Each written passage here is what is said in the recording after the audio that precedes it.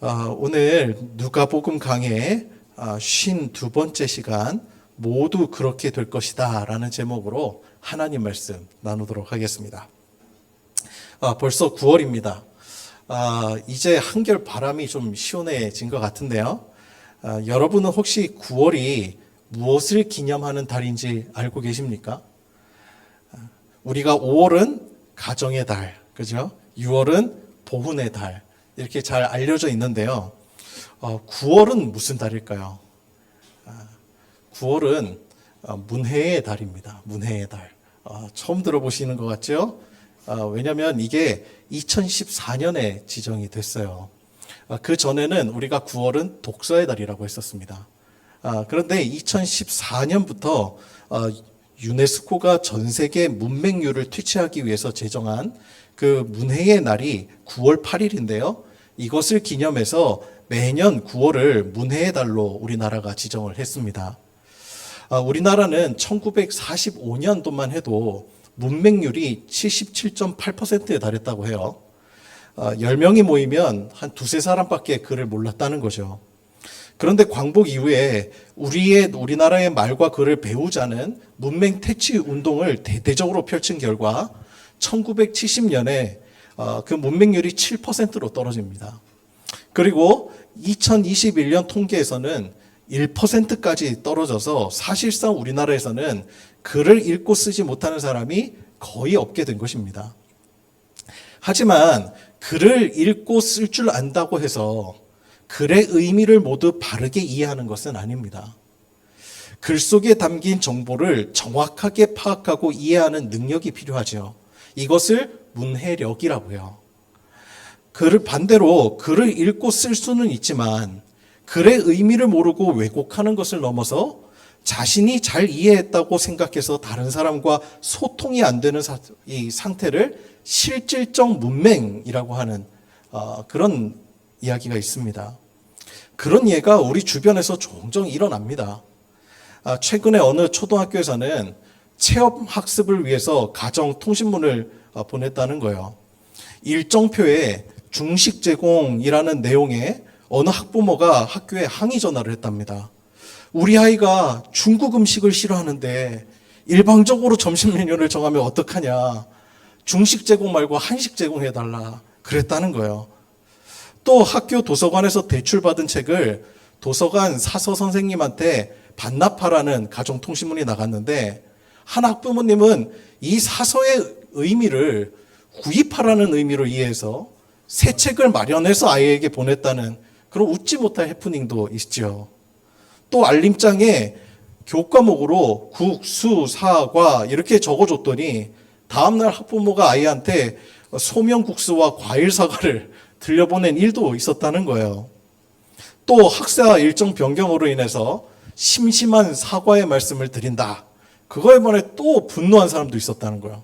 간절히 사과해도 부족한데 어떻게 심심하게 할 수 있냐. 사과가 장난이냐. 진짜 그랬다는 거예요. 그런데 더 심각한 건요. 그런 항의가 한 건이 아니라 여러 건이었다는 거죠. 국가적으로도 그런 일이 있었어요. 한 번은 2020년 8월 광복절 때였죠. 당시 정부에서 월요일을 임시 공휴일로 지정했어요. 그래서 사흘 연휴를 갖게 됩니다. 이렇게 얘기를 했다가 사람들의 엄청난 항의를 받은 거예요. 왜? 항의한 사람들에 따르면 토요일, 일요일, 월요일 3일인데 왜 사흘이냐고 했냐는 거예요. 그분들은 이 사흘의 의미가 4일이라고 착각한 거죠. EBS에서 성인을 대상으로 문해력과 어휘력을 테스트하였는데 성인의 경우 자신이 읽고 싶은 것만 읽다 보니까 글의 맥락을 전혀 파악하지 못하는 경우가 굉장히 많았다는 겁니다. 오늘날 문해력이 중요한 이유는 문해력이 떨어지면 사실 소통에 문제가 생기기도 하고 그것이 곧 관계의 단절로 이어지기 때문이죠. 그것이 전 사회로 확대해 보면 문제는 더욱 심각해지는 거예요. 신앙생활은 더더욱 그렇습니다. 성경을 바르게 읽지 못하면 성경만큼 위험한 책이 없습니다. 오늘 본문이 바로 그런 예인 거죠. 예수님께서 유대인들에게 회개의 복음을 전하고 계실 때였어요. 어떤 사람들이 찾아와서 예루살렘에서 일어난 두 가지 커다란 사건을 전합니다. 첫 번째 절에 사건 보니까 1절에 보니까 빌라도가 어떤 갈릴리 사람들의 피를 그들의 제물에 섞은 일이 있었다. 그리고 두 번째로 4절에 보니까 실로암에서 망대가 무너져 무려 18사람이 깔려 죽은 일이 있었다는 거예요. 이 두 가지 사건은요, 당시에 정말 커다란 빅뉴스였습니다. 먼저 첫 번째 뉴스를 살펴보면요, 이 빌라도가 어떤 갈릴리 사람들의 피를 그들의 제물에 섞었다는 거예요. 우리가 이 말을 들으면요, 우리는 이제 문화적인 배경을 잘 모르다 보니까 이렇게 상상하기가 쉬워요. 마치 빌라도가 이제 갈릴리 사람들 죽여서 그들의 피를 양동이에 받아서 이래 뭐 제물의 피와 같이 섞어서 그런 아주 뭐 그런 모습으로 이렇게 상상하기 쉬운데요. 사실 이 말씀은 예루살렘 성전에 제사를 드리러 온 갈릴리 사람들을 성전에서 학살했다라고 하는 의미죠. 그들이 제사를 드리려고 제물을 잡고 있는데 그들에게 와서 학살을 자행해서 그들의 피가 이 제물에 같이 섞이게 됐다는 거예요. 유대 역사가인 요세푸스의 기록에 따르면 빌라도는 로마에서 파견한 유대 지역의 총독인데 굉장히 그는 문화적인 우월감이 굉장했고 그리고 잔인한 인물이었다고 기록하고 있어요. 그래서 자신이 파견된 유대 지역의 관습이나 신앙을 이해하려고 하지 않았어요. 오늘 본문에는 왜 빌라도가 갑자기 갈릴리 사람을, 그것도 성전에서 제사를 드리는데 죽였는지 그 이유가 나오진 않습니다. 그런데 요세푸스의 기록에 이를 추정할 만한 사건이 있어요. 한 번은 우월감에 사로잡힌 이 빌라도가 로마 군대의 깃발과 이방 신들의 상징물을 들고 예루살렘으로 이렇게 들어갑니다. 그러다가 유대인들의 거센 저항에 부딪혀요. 그래서 그가요, 총독임에도 불구하고 관저가 있는 가이사랴로 이렇게 돌아간 적이 있습니다. 그 일이 아마 이 빌라도에게서는 굉장히 자존심이 상하는 일이었던 것 같아요. 또 산에서 도시로 물을 끌어오기 위해서 수도교를 건설하다가 이 비용이 부족해졌나 봐요. 그가 성전 기금을 가져다가 써버리는 만행을 저지른 겁니다. 유대인들은 성전에 대한 법이 매우 엄격했죠. 심지어 이방인이 함부로 거룩한 성전에 출입도 못합니다. 그래서 거기에 그 성전 앞에 보면 이방인의 뜰이 있고 이방인 뜰 앞에는 경계석이 있어요. 그 석 안으로 들어가지를 절대 못하게 했습니다. 거기엔 경고문이 이렇게 붙어 있었어요. 함부로 출입하는 자의 생명을 보장할 수 없다. 심지어 하나님께 바치는 돈은요, 당시 공용 화폐였던 로마의 화폐로 낼 수 없도록 했습니다. 그래서 복음서에 보면 예수님이 성전 정화 사건 아시죠? 그때 성전 정화 때 성전 앞에서 환전하는 사람들의 상을 엎으시는 내용이 기록되잖아요. 성전 앞에 왜 환전하는 사람이 있느냐? 로마의 화폐를 제물로 드릴 수 있는 이제 성전의 세겔로 화폐로 교환해 주기 위해서 그들이 있었다는 거예요. 왜냐하면 그곳에 이제 그들이 숭배하는 황제의 초성화가 동전에 그려져 있었기 때문입니다. 그래서 성전에 통용되는 이 화폐로 바꿔준 거죠. 그 정도로 유대인들에게 성전은요, 매우 신성한 곳이에요. 함부로 그 누구도 함부로 그렇게 다뤄서는 안 될 일입니다. 그러니 유대인들에게 성전 기금의 의미는요, 하나님께 바쳐진 고르반과 같은 거예요. 그런데 그 신성한 것을 빌라도가 횡령했어요. 그 때문에 수많은 사람들이요, 항의 집회를 했다는 거예요. 그때 빌라도가 택한 것이 뭔지 아십니까? 미안하다, 잘못됐다, 내가 잘 한번 지내보자, 이런 거 아닙니다. 온건 정책이 아니고요, 강경 정책으로 나갔어요. 공포 정치였습니다. 오늘 본문에서 벌어진 사건은 바로 그 공포 정치의 결과물인 거죠. 갈릴리에서 온 이 순례자들을 빌라도가 유대인들이 가장 신성하게 여기는 성전에서 아주 보란듯이 학살해 버린 거예요. 일제강점기 때 우리나라에게도 비슷한 일이 있었죠. 경기도 화성의 제암리 학살 사건입니다. 1919년 4월 15일 오후 2시경에 그 아리타 일본 육군 중위가 이끄는 그 일본 군경들이 제암리에 이렇게 들이닥칩니다. 찾아와서는 주민들을 제암 감리교에다가 다 가둬놓아요. 그러고는 불을 질러 버렸습니다. 산채로 불타 죽었어요. 학살 사건이 일어났다는 소식을 들은 캐나다 의료 선교사인 스코필드 박사가 불탄 교회에서 성도들의 유골을 수습해서 장례를 치러줬어요. 그가 찍은 사진이요, 지금도 남아있어요. 이런 끔찍한 일이 지금 예루살렘 성전에서도 벌어졌단 말입니다. 자, 그렇다면 여러분, 이 소식을 전했던 사람들, 도대체 왜 이 사실을 예수님에게 전한 것일까요? 이유가 뭐지요? 예수님도 갈릴리 출신이니까 몸 조심하라고 그러기 위해서 예수님한테 알려준 것일까요? 아니면 사람들을 구름대처럼 몰고 다니시는 예수님의 영향력을 좀 이용해서 이거 빌라도의 행위에 우리가 강력하게 한번 저항해 봅시다. 그렇게 한번 세력 모아 봅시다. 그러려고 예수님께 이걸 보고한 것일까요? 그 이유에 대해서 성경은 밝히고 있지는 않지만 당시 사람들이 이 사건을 어떻게 바라보고 있고 어떻게 이 일을 해석하고 있는지는 명확히 알 수 있어요. 2절을 함께 보실까요? 2절에 보면 이렇게 나옵니다. 대답하여 이르시되 너희는 이 갈릴리 사람들이 이같이 해 받음으로 다른 모든 갈릴리 사람보다 죄가 더 있는 줄 아느냐. 2절은요, 엄청난 뉴스를 가지고 온 사람들에 대한 예수님의 대답이거든요. 근데 이 말씀을 통해서 우리는 당시 사람들이 지금 이스라엘에서 벌어지는 사건과 사고를 어떤 관점으로 해석하고 있는지 그것을 밝혀주는 본문이라 싶습니다. 4절도 마찬가지죠. 망대 붕괴로 인해서 18명이 희생된 사건 역시 사람들은 일관된 관점으로 그 사건을 해석하거든요. 그 관점이 뭐죠? 한 가지예요. 이 모든 것은 바로 이렇게 죽은 이들은 모두 그들이 가진 숨겨진 죄로 인해서 저주를 받아 죽었다고 생각한 거예요. 한 가지 관점입니다. 일관돼요. 그들은 그들의 죄 때문에 죽었다는 겁니다. 그게 유대인들이 하는 말들이었어요. 그들이 가진 이 세상을 바라보는 시각, 관점이었어요.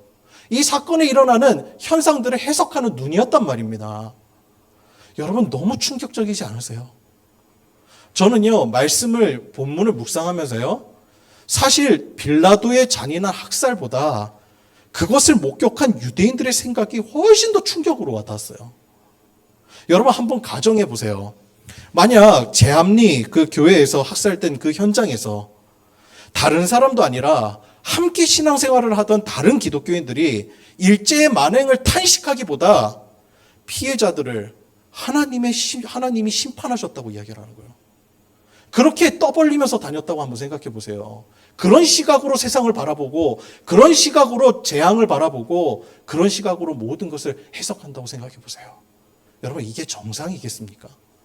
정상적인 마음이 아니에요. 이 사람들은요, 희생자의 죽음조차 자신을 의롭게 만드는 도구로 사용하고 있었던 거예요.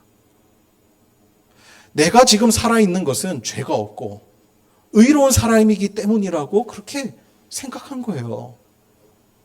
타인의 불행을 나를 정당화하는 데 이용하고 타인의 그 불행을 통해서 내가 감사를 느낀다면 그건 정말 심각한 영적 문제인 겁니다. 우리도 그런 오류에 빠질 때가 있죠. 어디 이제 기아로 굶주린 나라, 사람들 바라보면서 국률하고 안타깝고 그 문제를 나의 문제로 보기보다 나는 안 굶게 해주셔서 감사합니다. 여러분, 이 기도 우리 자칫하면 진짜 위험한 기도인 거예요. 타인의 불행을 감사해서는 안 됩니다. 그거를 목적으로 삼으면 안 돼요. 나는 이런 불행 안 당하는 거 보니까 나는 의롭구나. 나를 하나님께서 사랑하시는구나. 물론 우리의 삶에 평안을 주시고 내 삶 가운데 하나님께서 먹을 것을 마르지 않게 공급해 주시는 건 감사한 일이죠. 근데 타인의 불행을 통해서 감사하는 것은 다른 차원이란 말입니다. 이들이 바로 그런 눈을 갖고 있었던 거예요. 진짜 감사가 아닌 거예요. 폭력인 거예요. 예수님은 그런 눈을 가진 그들을 향해서 주님이 선언하세요. 빌라도에게 희생되고 망대 붕괴 사고로 죽은 사람들은 너희와 결코 다른 사람이 아니었다는 거예요. 그들은 그들과 나는 근본적으로 다르다고 생각했거든요. 근데 주님은 내가 보기엔 니네들 똑같다는 거예요. 사람들은 그 사건을 통해 죽은 이들과 살아있는 나를 근본적으로 분리했습니다. 그런데 예수님은요, 그들의 문제를 나의 문제로 옮겨놓고 계신 거예요. 너희도 똑같은 그런 죽음을 맞이할 수 있다는 거예요. 오늘 내가 살아있음을 내가 의롭기 때문으로 여기지 말라는 겁니다. 그러시면서 예수님은 두 사건에 대해 똑같이 두 번이나 이런 말씀을 하고 계세요. 3절과 5절을 볼까요? 똑같습니다. 이거 마치 복사한 것 같아요. 주님의 대답이 이렇습니다. 제가 읽어드릴게요. 너희에게 이르노니 아니라 너희도 만일 회개하지 아니하면 다 이와 같이 망하리라. 예수님이 보시기에는 지금 사고를 당해서 죽은 자들이나 살아있으나 죽은 자 같은 저들이나 결국 하나님 앞에 서면 똑같이 심판받을 자들이었던 거예요. 지금 살아있는 사람은요, 사고가 일어난 현상만으로 인과관계를 따지고 있어요. 그냥 보이는 현상만으로. 그러나 예수님은요, 사고로 죽은 사람들이나 지금 살아있는 자들이나 근본적으로 다르지 않다는 거예요. 영적으로 보면. 똑같은 상태에 있었다는 거예요. 지금 유대인들은 심각한 문제에 빠졌습니다. 그들이 지금 주변에서 일어나는 모든 문제를 인과관계로 그렇게 해석한 것은요, 그들이 가진 믿음과 무관하지가 않아요. 그들이 잔인하게 성전에서 학살된 피해자를 죄인으로 본 이유는요, 복받은 자는 의로운 자이고 저주받은 자는 이 죄를 저지른 자라고 하는 그런 믿음이 그들 안에 있었기 때문이에요. 이 세계관입니다. 이러한 인과적이고 결과론적인 유대인들의 믿음이 복음서 곳곳에서 나와요.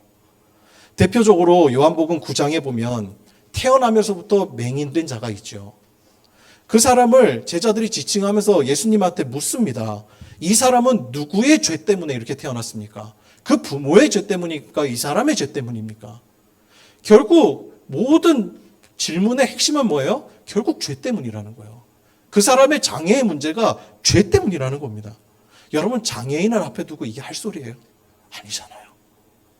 자, 그러면 여러분, 이들이 이러한 믿음을 갖게 된 원인이 어디 있을까요? 무엇에 근거한 것이죠? 그들도 나름 이유가 있어요. 당시 유대인들에게 가장 중요한 성경이요, 오늘날 모세 오경에 해당하는 토라였습니다. 토라는 이스라엘 민족의 기원에서부터 그들의 정체성을 상징하는 율법이 다 기록되어 있죠. 그래서 그들에겐 이 신명기의 신학이 그들의 세계관이라고 할 수 있어요. 자, 그러면 신명기 신학의 핵심이 뭡니까? 우리 성서 연구할 때 배웠는데 혹시 기억하세요? 네. 구약에 보면 신명기 신학이 있죠. 신명기 신학의 핵심은요, 순종하는 자에게 복을 약속하고 불순종하는 자에게는 저주를 선언하는 거예요. 그러니까 하나님 안에 있으면 복 받고 밖에 벗어나면 저주라는 거예요. 그게 순종하면 복 받는다, 말씀에 불순종하면 저주 받는다는 겁니다. 그리고 특히나 제사법은 더 엄격하죠. 사람이 죄를 짊어진 채 하나님께 나아가려고 하면요, 죽임을 당합니다. 왜 그렇지요? 거룩과 부정은 섞일 수가 없잖아요. 부정한 것이 거룩한 곳에 가면 하나가 사라져야 되거든요. 그게 부정이 사라지는 거예요. 그러니 유대인들은요, 지금 갈릴리 사람들이 제사를 드리던 중에 죽었으니까 그들은 그들의 숨은 죄를 하나님이 심판하신 거라고 그렇게 생각했다는 거예요. 자, 그러면 한 번 더 생각해 보십시다. 신명기에서 분명 순종하면 복을 받고 불순종하면 저주받는다고 했죠. 유대인들은 다만 그 말씀을 믿은 것 뿐이죠. 그렇죠? 그러면 신명기 말씀이 잘못된 거예요? 자, 그렇다면 유대인들의 잘못이 뭐죠? 분명 신명기에서 그렇게 기록했으니 유대인들이 그런 사고를 가질만 하잖아요. 그렇죠? 근데 아니죠. 왜요? 여러분, 집중해서 잘 들으세요. 신명기 신학은 분명 순종하는 자에게 복을 약속하고 불순종하는 자에게 저주를 선언합니다. 자, 그렇다면 신명기에서 말하는 복은 무엇을 의미하는 거죠? 잘 먹고 사고 없이 잘 살면 복입니까? 신명기에서 말하는 복은 하나예요. 하나님과 함께하는 삶이에요. 하나님 안에 있는 삶. 그게 복인 거예요. 그런데 유대인들은요, 지금 눈앞에 보이는 현상, 건강하고 그저 아무 탈 없고 부유하게 되는 거, 그게 복이라고 생각을 했어요. 이게 복이 아닌 건 아닙니다. 성경에서도 그러한 약속이 있어요. 하지만 그거는 하나님 안에 있을 때 주어지는 하나의 상징물이지, 그게 복 자체가 아니란 말입니다. 진짜 복은 뭐예요? 하나님 안에 거하는 삶이에요. 성경은 절대 잘 먹고 잘 사는 것 그 자체를 복이라고 하지 않습니다. 예를 들어 볼까요? 여러분, 욥은 의로운 사람이었습니까? 죄인이었습니까? 성경은요, 처음부터 일관되게 그는 의인이었다고 선언해요. 사람들이 욥기를 잘못 해석하는 경우들 많죠. 우리 지난번에 욥기 배웠죠? 욥기를 어떻게든 욥을 이제 의롭지 못한 자로 만들어서 이렇게 해석하려고 하는데, 성경은요, 우리가 그런 해석할까 봐요. 욥기에서 일관되게 계속 처음부터요, 욥은 의로운 자였다고 얘기를 해요. 그리고 하나님도 욥이 의로운 자라고 인정하셨어요. 그런데 그가 엄청난 고난 당합니다. 욥기는요, 말 그대로 의인이 당하는 고난에 대한 책이에요. 욥도 하나님을 인과응보의 하나님으로만 인식했었어요. 그래서 자신이 당하는 고난을 이해를 못합니다, 처음에. 하지만 하나님은 그 사건을 통해서 우리에게 가르치고자 하신 것이 있죠. 그게 바로 하나님의 주권이에요. 하나님은 질서의 하나님이시지만 인과응보로만으로도 또 설명되지 않는 것이 우리의 인생이고 하나님이시라는 거예요. 우리가 인과응보의 하나님으로 하나님만을 그렇게 믿으면요, 우리가 하나님을 컨트롤할 수 있는 위험에 빠집니다. 왜 그렇지요? 내가 선행하면 하나님께서 나에게 복 주시겠지? 내가 이번에 잘못했으니까 하나님이 나를 버리시겠지? 철저하게 율법주의적 신앙이에요. 유대인들이 빠졌던 착각입니다. 그래서 행위 중독에 빠진 거예요. 마음에는 악독이 가득하면서도 율법 몇 가지 잘 지켜놓고 자신을 의롭다고 여겼습니다. 결국에는 자기 자신이 우상이에요. 그러고는 내가 이렇게 율법 가지고 하나님을 컨트롤할 수 있다고 생각했어요. 내가 요거 지켰으니까 하나님 복 주시겠지? 이 마음이에요. 무슨 수학 공식처럼 이렇게 하면 하나님 이렇게 하실 것이다. 여러분, 그것이 어떻게 하나님입니까? 내가 신인 거지. 욥기는 그런 우리의 생각을 완전히 무너뜨리는 거예요. 의인도 고난 당할 수 있다는 거예요. 이유 없는 고난. 그걸 통해서 욥이 나중에 깨달은 것이 뭐죠? 아, 하나님은 내가 예상하거나 규정할 수 있는 분이 아니라 하나님은 하나님의 계획에 따라 주권이 있으신 분이구나. 그것을 인정하면 더 이상 율법을 하나님으로 신봉하는 그 오류에서 벗어날 수 있고 하나님을 하나님 되게 진정으로 믿을 수 있는 거예요. 신명기 신학은요, 질서의 하나님을 말하고 있어요. 그거 틀린 거 아닙니다. 맞는 얘기요. 100% 맞는 말씀입니다. 이거를 규범적 지혜라고 하죠. 오늘 해가 지면 내일 해가 뜨고 규칙적이잖아요. 하나님도 그러세요. 하나님은 정의와 공의대로 심판하시는 하나님이세요. 규범적 하나님이세요. 그래서 신명기서는요, 공의와 정의, 사랑이 이 초점이 맞춰져 있는 거예요. 하지만 성경은 그것이 다라고 말하는 게 아니에요. 그럼에도 불구하고 하나님은 하나님의 주권을 가지고 이 땅을 다스리신다는 거예요. 그게 반성적 지혜인 거예요. 그래서 욥기와 같은 일이 있는 거죠. 이스라엘이 죄악으로 정신 못 차릴 때 하나님의 말씀을 선포한 이사야, 톱에 썰려서 죽임당했습니다. 그러면 그는 저주받은 자입니까?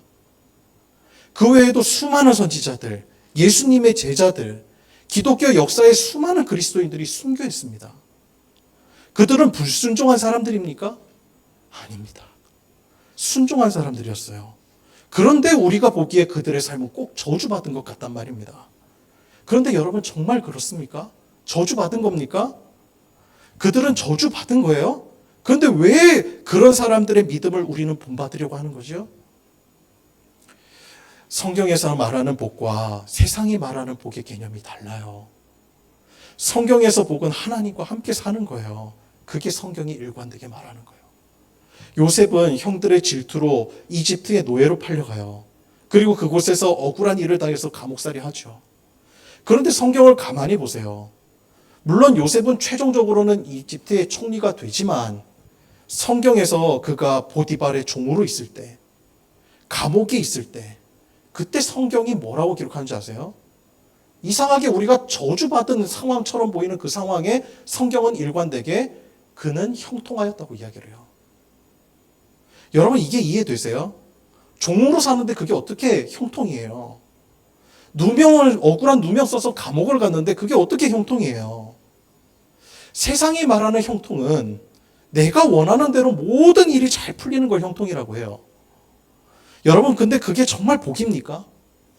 우리 마음대로 하려는 마음 때문에 사람과의 관계, 생태계, 얼마나 우리가 잘못을 저지르면서 사는지 몰라요. 우리가 원하는 대로 다 되기를 원하는 마음의 동기를 한번 보세요. 뿌리 깊이 보세요. 그 뿌리가 뭐지요? 무서운 이기심, 탐욕, 가장된 의입니다. 성경에서 말하는 형통은요, 임마누엘이에요. 임마누엘. 하나님이 우리와 함께 계시는 거예요. 그래서 예수님을 정말 믿으면 여기서부터 천국을 살아가는 겁니다. 죽음은 그저 영원한 문으로 가는 문과 같은 거예요. 예수님을 믿으니까 사람이 변해요. 사랑의 사람이 돼요. 화평의 사람이 돼요. 하나님이 함께 계시다고 믿으니까 두려움이 사라져요. 요셉이 종으로 들어갔을 때에도, 감옥에 갇혔을 때에도 그가 절망하지 않아요. 아픔의 흔적이 보이지 않아요. 왜? 그곳에서도 하나님이 나와 함께 계심을 믿었으니까요. 그래서 형통한 거였어요. 상황이 내 예상과 달랐지만 요셉은 하나님의 선하심을 믿었다는 거예요. 선교사님들이 왜 굳이 어렵고 위험한 선교지에 가서 헌신하시는 것입니까? 성경의 복에서 말하는 그 복이 세상에서 말하는 무병장수, 출세, 재물과 같은 개념이라면요. 그러면 목사인 저는요. 벌써 강남에 아파트 한 채는 있었어야죠. 하나님 나라가 임하는 곳이 그곳이 천국인 거예요. 그게 복이에요. 가정이 살아나요. 내가 살아나요. 생명을 얻어요. 돈으로도 여러분 돈으로 생명 얻을 수 있어요? 못 얻잖아요. 우리가 어떻게 돈으로 구원을 얻을 수 있나요? 돈으로 어떻게 내 죄를 사할 수 있나요? 그게 복이 아니란 말입니다. 진짜 영적인 눈이 뜨이고 나면 하나님으로부터 생명을 얻은 거, 하나님 안에 있는 거, 이게 진짜 복인 거예요. 그래서 율법은요, 사랑하며 사는 거, 공의가 세워지는 거, 억울한 사람이 없게 되는 거, 함께 살아가는 거, 이거 그래서 교훈하는 거예요.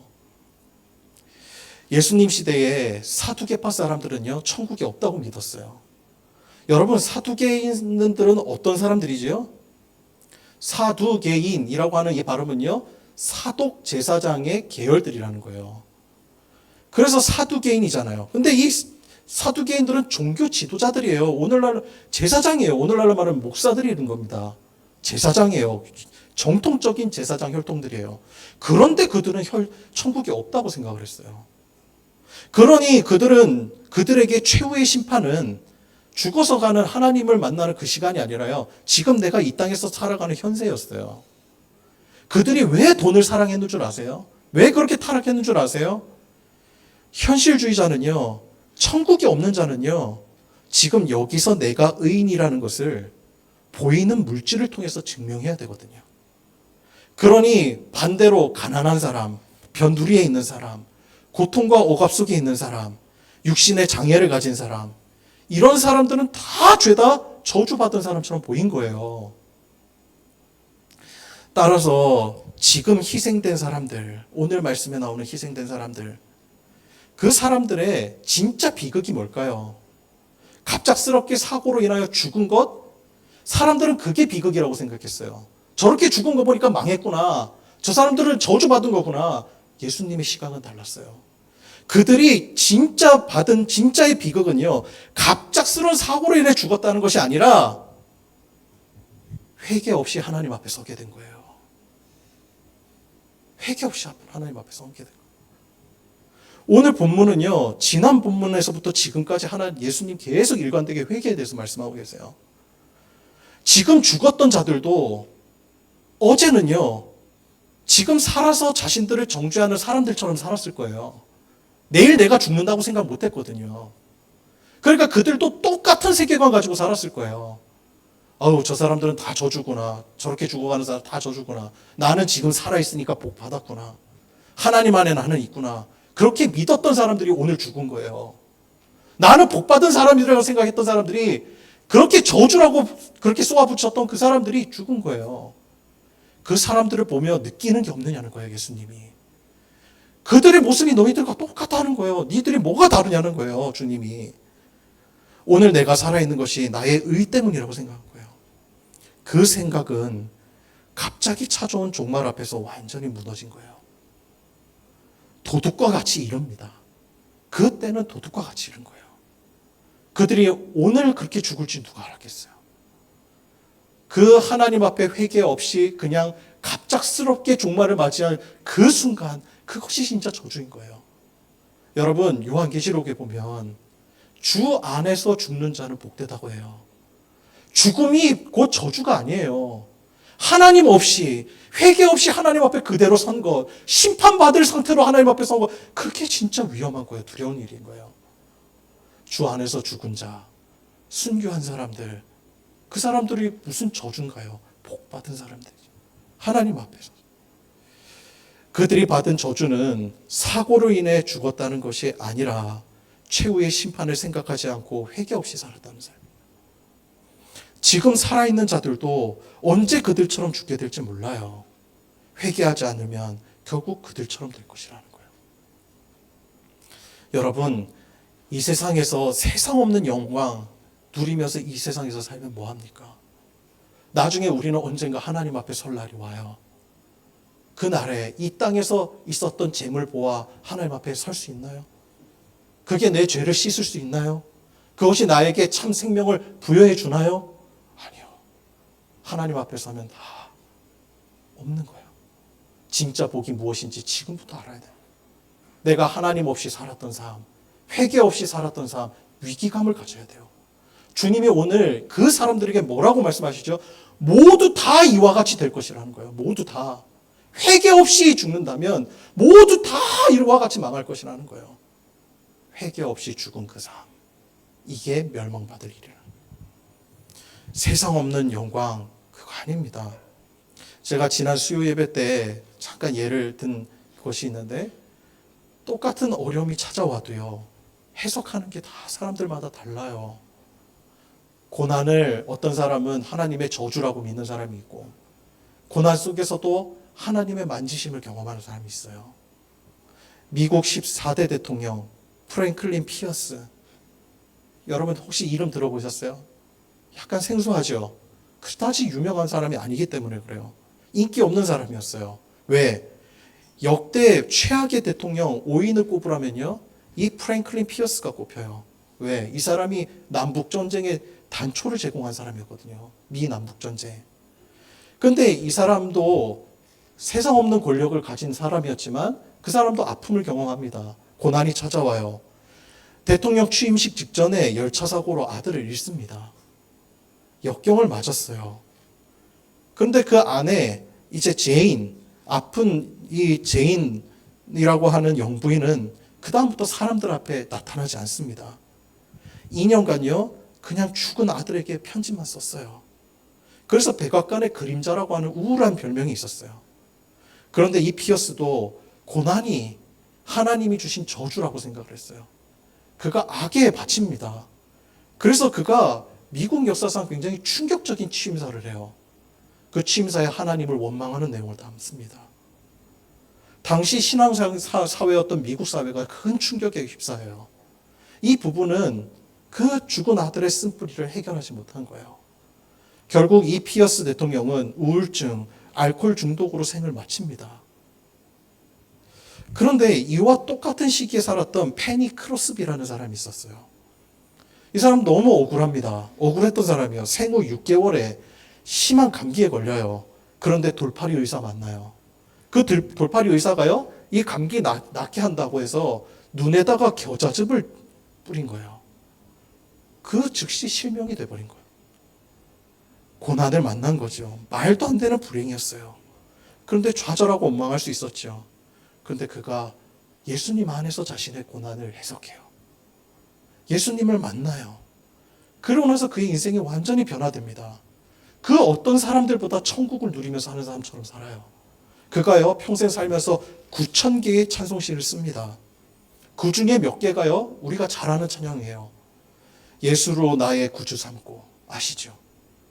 주의 음성을 내가 들으니, 아시죠? 나의 영원하신 기억, 아시죠? 나의 갈 길 다 가도록. 페니 크로스비가 다 쓴 찬송시예요. 신앙 고백이 흘러나오는 찬송시를 썼어요. 그가 어려움을 당했지만 그 속에서 하나님 안에서 그 문제를 해결해요. 참된 복으로 나아갔어요. 그러자 그가 썼던 그 시들이 지금 오늘날 우리에게도 수많은 사람의 생명을 살리는 복음의 통로가 된 거예요. 여러분, 우리가 어떤 마음으로 하나님 앞에 서야 하나요? 여러분, 무엇이 진짜 복인가요? 우리가 오늘 예수님의 경고, 이 말씀의 간절한 말씀에 우리의 마음이 다시 한번 반응해 보아야 돼요. 너희도 이와 같이 당할 것이다. 여러분, 적어도 우리에게는 그런 메시지가 들려지지 않아야 하잖아요. 우리가 지난 한 주간 어떻게 살았나요? 오늘 어떠한 모습으로 여러분 예배 나오셨나요? 오늘 하나님 앞에 예물을 드릴 텐데 우리가 하나님 앞에 드릴 예물이 무엇인가요? 내가 지난날에 벌었던 하나님의 은혜, 수입에 대한 일부를 하나님께 드리는 것, 그것도 복된 일이죠. 그런데 진짜 중요한 정신은 뭐죠? 지난 한 주간 하나님의 말씀을 살아보다가 하나님의 말, 하나님과 동행하며 누린 그 은혜, 그것을 하나님 앞에 바치는 거예요. 하나님, 내 삶을 주님 앞에 드립니다. 내가 하나님 안에서 사느라고 몸부림쳤습니다. 이것이 내가 하나님께 드릴 예물입니다. 그것이 하나님 보시기에 아름다운 거예요. 여러분, 우리가 하나님 앞에 무엇을 드려야겠습니까? 어떠한 삶을 살아야겠습니까?